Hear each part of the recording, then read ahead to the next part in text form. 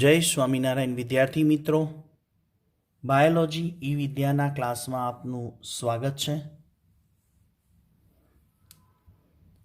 Chapter number 12 science, chapter number 11, જેમાં સમજવાનો છે ટોપિક 11.2.1. એની અંદર શીખીશું આપણે રિસ્ટ્રિક્શન ઉત્સેચક. હવે બહુ મોટો રોલ છે આ ઉત્સેચકનો. આ રિસ્ટ્રિક્શન ઉત્સેચક છે ને, એના વડે બાયોટેકનોલોજીમાં ડીએનએની કાપણી થાય છે. એટલે ડીએનએને જ્યાંથી કાપવાનું હોય તો એના માટેની આ કાતર છે, જેને આપણે સિમ્પલ લેંગ્વેજમાં બોલીશું ડીએનએની કાતર, જેને શોર્ટ ફોર્મમાં આ ચેપ્ટરમાં હું આરઈ તરીકે ઉપયોગ કરીશ શબ્દનો, રિસ્ટ્રિક્શન એન્ઝાઇમ. હવે આ રિસ્ટ્રિક્શન ઉત્સેચક શું છે, એટલે કે એનો ઉપયોગ ક્યાં થાય? તો રિકોમ્બિનેટ ડીએનએ ટેકનોલોજીમાં. હવે રિકોમ્બિનેશન ડીએનએ એટલે ચોપડીમાં તમને પુનઃસંયોજિત ડીએનએ લખેલું છે. જ્યાં જ્યાં પુનઃસંયોજિત ડીએનએ લખ્યું હોય એનું અંગ્રેજી રિકોમ્બિનેશન ડીએનએ થાય. એ રિકોમ્બિનેશન ડીએનએ ટેકનોલોજીમાં ઇચ્છિત લક્ષણો ધરાવતા, એટલે જે પણ આપણે ઈચ્છા ધરાવીએ છીએ કે ભાઈ આવું લક્ષણ સજીવમાં હોવું જોઈએ, એ લક્ષણ ધરાવતા જનીનોને અથવા તો એ જનીનો જે ડીએનએ ઉપર આવેલા હોય એ ડીએનએના ટુકડાને કાપીને યોગ્ય વાહક એટલે કે પ્લાઝમિડ વડે પ્લાઝમિડ સાથે જોડી અને યજમાનમાં દાખલ કરવામાં આવે. આગળ જોઈશું એટલે વધારે ખ્યાલ આવશે, આકૃતિ દ્વારા એની સમજ પણ લઈશું. પણ અત્યારે માત્ર મેં રિસ્ટ્રિક્શન ઉત્સેચકની વ્યાખ્યા કરી એના ઉપયોગ દ્વારા.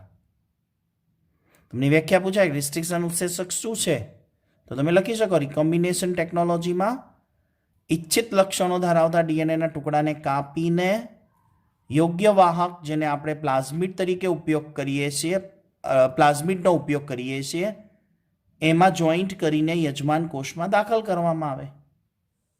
એને રિસ્ટ્રિક્શન ઉત્સેચક કહેવાય. ટૂંકમાં ડીએનએ કાપવાની કાતર જે રિસ્ટ્રિક્શન ઉત્સેચક. ડીએનએ કાપવાની કાતર. તો આવા ઉત્સેચકો ક્યાંથી પ્રાપ્ત થશે?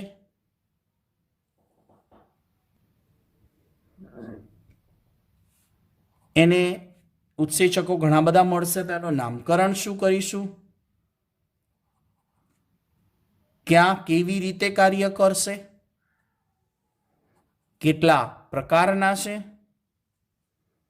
અને ચોક્કસ જગ્યાએથી કેવી રીતે કાપશે, કઈ જગ્યાએથી કાપણી કરશે. આ સમગ્ર ડીએનએની કાતરને, રિસ્ટ્રિક્શન ઉત્સેચકને સમજવા માટે આટલા સ્ટેપ જરૂરી છે. એટલે બાયોટેકનોલોજીના ચેપ્ટરમાં મુખ્ય વાત તમને ખ્યાલ આવી જાય કે કોણ છે રિસ્ટ્રિક્શન ઉત્સેચક. ચલો આગળ વધીશું. પ્રાપ્તિ સ્થાન. હંમેશા આવા ઉત્સેચકો બેક્ટેરિયામાંથી મળે છે. જો વાયરસમાંથી ના મળે, બેક્ટેરિયા સેલમાંથી મળે છે. એવી બેક્ટેરિયાની કેટલી જાતિઓ છે? 230થી વધારે બેક્ટેરિયા છે. એટલે કે બેક્ટેરિયાની જાતિઓ છે. એ જાતિ બેક્ટેરિયાની છે, એમાંથી આવા ઉત્સેચકની પ્રાપ્તિ થાય છે. અને કેટલા આવા ઉત્સેચકો અત્યાર સુધીમાં મળી ગયા છે, શોધાઈ ગયા છે બેક્ટેરિયાની બોડીમાંથી? 900 કરતાં વધુ. મોસ્ટ આઈએમપી આંકડો યાદ રાખજો નીટ માટે. 230થી વધારે બેક્ટેરિયા અને 900થી વધારે આવા એન્ઝાઇમ છે અલગ અલગ પ્રકારના. નામકરણ કેવી રીતે કરવામાં આવે ઉત્સેચકનું? તો નામકરણ કરવા માટે પ્રથમ અક્ષર બેક્ટેરિયાની પ્રજાતિમાંથી લેવાનો, બીજો અક્ષર લેવાનો અને ત્રીજો અક્ષર જાતિમાંથી લેવાનો. પ્રથમ અક્ષર કોઈ બેક્ટેરિયા હોય એ બેક્ટેરિયાની પ્રજાતિમાંથી લેવાનો, બીજો અને ત્રીજો અક્ષર બેક્ટેરિયાની જાતિમાંથી લેવાનો.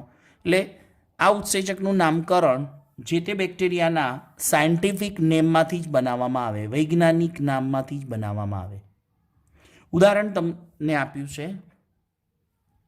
જાણીતું ઉદાહરણ છે બેક્ટેરિયા ઇશેરેશિયા કોલાઈ. બરાબર. ઇશેરેશિયા એ પ્રજાતિ છે, કોલાઈ એ જાતિ છે. ઇશેરેશિયા એ પ્રજાતિનો પ્રથમ અક્ષર એટલે ઈ અને બીજો અક્ષર અને ત્રીજો અક્ષર જાતિમાંથી લેવાનો, કોલાઈ એટલે CO કો.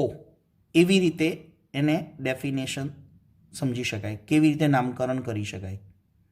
હવે જો ECOR1, 1 એટલે રોમન આંકડામાં, આઈ નથી, આ 1 છે. નહીતર તમને શું સમજાય? આઈ. હવે કો એટલે ખબર પડી ગઈ. ઈ એટલે પ્રજાતિ, CO બીજો ને ત્રીજો અક્ષર જાતિનો, આર એટલે જાત લેવાની છે અને આઈ એટલે રોમન અંક. બરાબર. ઇકોલાઈની કયા પ્રકારની જાત છે. તો આ પ્રકારે ઇકોલાઈ બેક્ટેરિયાનું અથવા તો રિસ્ટ્રિક્શન ઉત્સેચકનું નામ પડે. તો આવા ઘણા બધા બેક્ટેરિયા છે, 230થી વધારે છે. બરાબર. એમાંથી એનું નામકરણ થાય છે. જેમાંથી પ્રાપ્ત થાય એ બેક્ટેરિયામાંથી એનું નામ આપવાનું. કેવી રીતે કાર્ય કરશે? તો એ ડીએનએની કાપવાની કાતર તરીકે આપણે એને ઓળખીએ છીએ. ડીએનએના અણુનું દ્વિસૂત્ર નાની શૃંખલા 4 થી 8 ન્યુક્લિયોટાઇડ નાઇટ્રોજન બેઝ પેર, મિનિમમ 4 અને મેક્સિમમ 8 નાઇટ્રોજન બેઝની પેર હોય ને ત્યાં કપાય. 4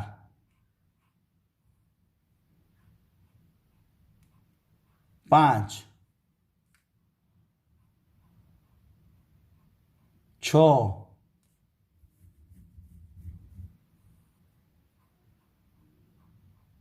7 8. આ 4, આ 5, આ 6, 7, 8. 4 થી 8 નાઇટ્રોજન બેઝની પેર. ઓળખ ક્રમ કઈ જગ્યાએથી ઓળખવાની? જેમ કોઈ પેકેટ લાવો તમે, તો મોટાભાગના પેકેટ ઉપર એક નિશાની હોય છે કે અહીંયાથી તમે એ પેકેટને કાપો જેથી અંદરની કોઈ વસ્તુ તમારી ડેમેજ ન થાય. એવી રીતે ડીએનએ ઉપર પણ એક ચોક્કસ ઓળખ ક્રમ છે જ્યાંથી રિસ્ટ્રિક્શન ઉત્સેચક એની કાપણી કરે. જો ચોક્કસ નાઇટ્રોજન બેઝ ધરાવતી ડીએનએની શૃંખલા, ઉદાહરણ તરીકે આ બેક્ટેરિયાનું નામ છે હિન્દ. આખું પૂરું નામ હોય સાયન્ટિફિક, પણ એનું નામકરણ જોઈ ગયા. એમાં હિન્દ 2 6 નાઇટ્રોજન બેઝ પેરથી કપાય. કેટલી? હિન્દમાં બેક્ટેરિયાનું નામ છે, એમાં 6 નાઇટ્રોજન બેઝની પેર હોય ને એ જગ્યાએથી ડીએનએની કાતર એટલે રિસ્ટ્રિક્શન ઉત્સેચક એને કાપે. અલગ અલગ બેક્ટેરિયામાં અલગ અલગ મિનિમમ 4 અને મેક્સિમમ 8 નાઇટ્રોજન બેઝની પેર હોવી જોઈએ. ત્યાં જ રિસ્ટ્રિક્શન ઉત્સેચક ડીએનએને કાપે. કેટલા પ્રકારના છે રિસ્ટ્રિક્શન ઉત્સેચકો? રિસ્ટ્રિક્શન ઉત્સેચકોને ન્યુક્લિએજ પણ કહેવાય. ઉત્સેચક છે ડીએનએઝ, ન્યુક્લિએજ. તો બે પ્રકારના, એક્સોન્યુક્લિએજ અને એન્ડોન્યુક્લિએજ. એટલે રિસ્ટ્રિક્શન એન્ડોન્યુક્લિએજ અને રિસ્ટ્રિક્શન એક્સોન્યુક્લિએજ એવું પણ નામ આપી શકાય. તો તો આ બે પ્રકારના છે. કેવી રીતે કામ કરશે? તો પહેલાં તો એના બે ડિફરન્ટ પણ લઈ લઈએ જોડે. એક છે એન્ડોન્યુક્લિએજ અને બીજો છે એક્સોન્યુક્લિએજ. એન્ડો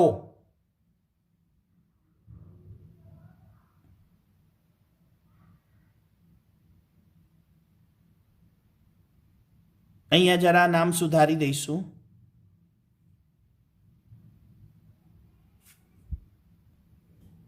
અહીંયા જરા નામ એટલા માટે સુધારીશું, ચેન્જ કરીશું કેમ કે અહીંયા જુઓ, અહીંયા મેં એક્સો લીધા છે અને આ બાજુ જમણા હાથે એન્ડોન્યુક્લિએટ લીધા છે. એટલે અહીંયા આપણે નામ ચેકી અને એને ચેન્જ કરી દઈશું. અહીંયા શું નામ આપીશું? એક્સોન્યુક્લિએજ. અને અહીંયા કયું નામ આપીશું? એન્ડોન્યુક્લિએજ. ખ્યાલ આવે ને? આગળના સિક્વન્સને જાળવી રાખીશું એટલે આપણને ભૂલ ના પડે. એક્સો એટલે ડીએનએને જે કાપણી કરવાની છે ને એને અંતના એટલે છેડા ઉપરથી કાપણી કરે. જ્યારે એન્ડો એટલે વચ્ચેથી ટૂંકી પેલિન્ડ્રોમિક શૃંખલાને ઓળખી વચ્ચેથી કાપણી કરે. હવે આ જે છેડેથી કાપણી કરે છે ને એક્સો એટલે છેડે, અંતના ભાગથી. એટલે આવી કાપણી કરેલું ડીએનએ રિકોમ્બિનેશન ડીએનએમાં વપરાતું નથી. એટલે કે આવું કાપણી કરેલું ડીએનએ જેમાં એક્સોન્યુક્લિએજ વપરાયા હોય, એવી કાતરથી કપાયા હોય, તો એવો ડીએનએનો ટુકડો રિકોમ્બિનેશન ડીએનએમાં ઉપયોગી નથી થતો. જ્યારે એન્ડોન્યુક્લિએજ જે વચ્ચેથી કાપે છે ડીએનએને, એ રિકોમ્બિનેશન ડીએનએમાં ઉપયોગી છે. એરો ડીએનએનો ટુકડો એ આપણને ઉપયોગમાં લાગે. એટલે કયા ઉત્સેચક કામના છે? એન્ડોન્યુક્લિએજ રિકોમ્બિનેશન ડીએનએમાં વપરાય, એક્સો ઉપયોગમાં આવતા નથી. હવે ચોક્કસ જગ્યાએથી કાપણી એને આપણે સમજીએ. કેવી જગ્યા છે? તો એ ચોક્કસ જગ્યાએથી જે કપાય ને એને પેલિન્ડ્રોમિક ક્રમ કહેવાય. કયો ક્રમ બોલાય? પેલિન્ડ્રોમિક. હવે આ પેલિન્ડ્રોમિક ક્રમ શું છે? બરાબર ધ્યાનથી સમજો. નીટમાં પણ પૂછાઈ ગયું છે અને ગુજકેટમાં પણ આવો પ્રશ્ન પૂછાયો હતો. અહીંયા જો આ બધા જે નાઇટ્રોજન બેઝ છે, બરાબર, આ છેડો લઈએ 5 પ્રાઇમ ટુ 3 પ્રાઇમ, એટલે આ સાઈડ થાય. આને લઈએ 5 પ્રાઇમ ટુ 3 પ્રાઇમ, તો આ દિશા થાય. ડીએનએની બે શૃંખલા પ્રતિ સમાંતર છે, બરાબર. આપણે જે ઈચ્છા ધરાવીએ છીએ એવા ડીએનએમાં ગયા અને ત્યાં રિસ્ટ્રિક્શન એન્ડોન્યુક્લિએજની કાતર કઈ જગ્યાએ પણ ચાલશે.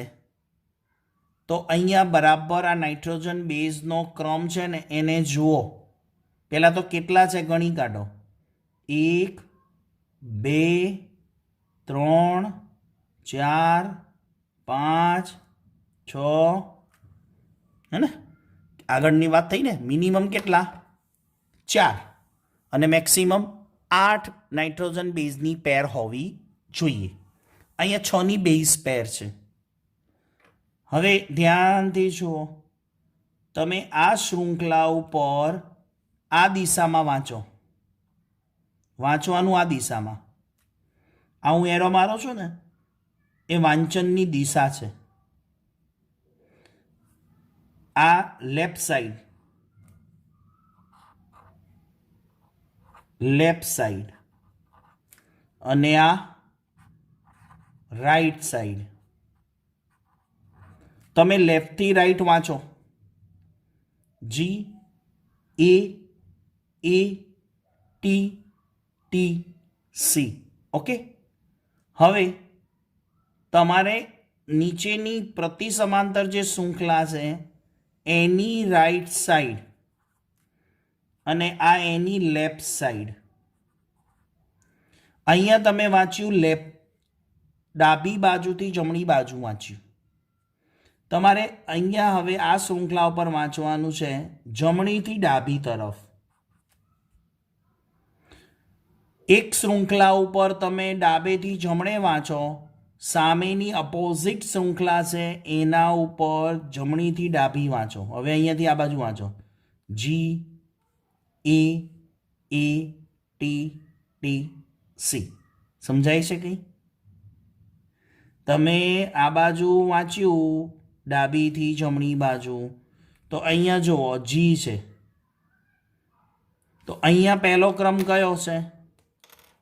જી. અહીંયા પહેલા ઉપર જી, અહીંયા પણ જી. બીજા ઉપર શું છે? એ. ત્રીજા ઉપર એ. 4 ટી, 5 ટી, 6 સી. ખ્યાલ આવ્યો? આને કહેવાય પેલિન્ડ્રોમિક ક્રમ.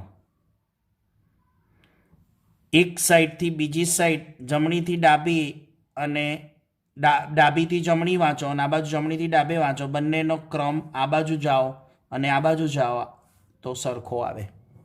આને પેલિન્ડ્રોમિક ક્રમ કહેવાય. સમજો બરાબર? પછી એને આ કાતર જ્યારે ચાલે ને ત્યારે વચ્ચેથી ચાલે, એટલે આ ભાગ એનો વચ્ચેનો થયો. DNA technology, endonuclease. હવે જરા એક વસ્તુ બીજી સમજવાની છે.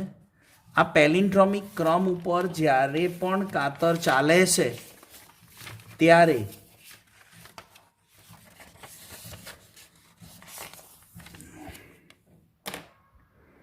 માની લઈએ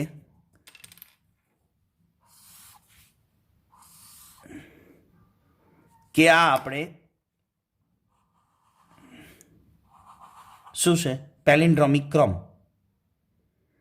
તો જો કાતર છે ને આ રીતે ચાલશે તો આના કયા ટુકડા પડે? આ રીતે.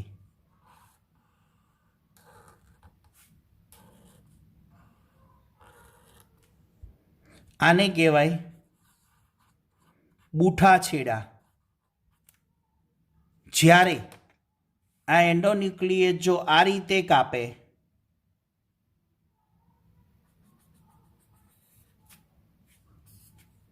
તો કેવા છેડા બને?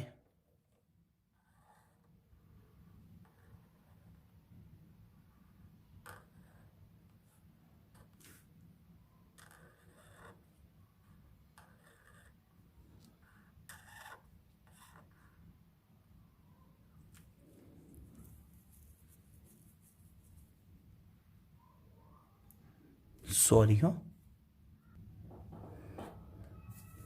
અહીંયા જુઓ થોડીક નાની મિસ્ટેક હતી ત્યાં.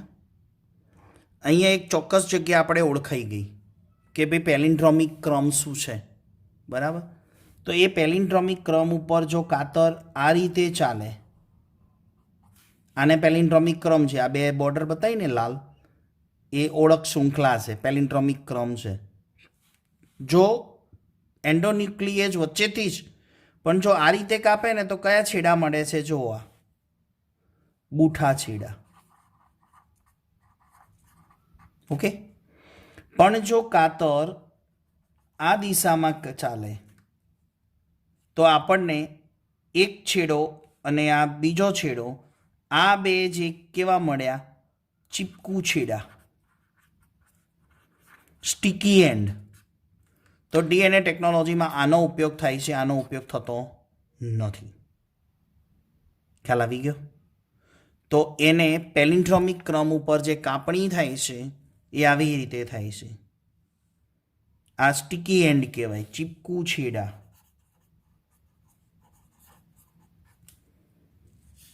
આ ચીપકુ છેડા એ ડીએનએની ચોક્કસ જગ્યાએથી કાપણી થાય ને ત્યારે બને. તો પહેલાં તો ડીએનએમાં રિકોમ્બિનેશન ટેકનોલોજીમાં એન્ડોન્યુક્લિએજ પેલિન્ડ્રોમિક ક્રમ ઉપર કાર્ય કરે અને આવી રીતે ચીપકુ છેડા બનાવે, એ જ ટેકનોલોજીમાં ઉપયોગ થાય છે. તો આશા રાખું છું આજના વિડીયો દ્વારા, આ વિડીયોની અંદર તમને રિસ્ટ્રિક્શન ઉત્સેચક શું છે, એની પ્રાપ્તિ, એના પ્રકાર, એનું કાર્ય, કેવી રીતે કાપે છે અને કઈ જગ્યાએથી કાપે છે અને કેવી રીતે કાપે છે એની પૂરી સમજ પડી હશે. તો આવતા વિડીયો લેક્ચર સુધી સૌ વિદ્યાર્થી મિત્રોને HP સરના જય સ્વામિનારાયણ.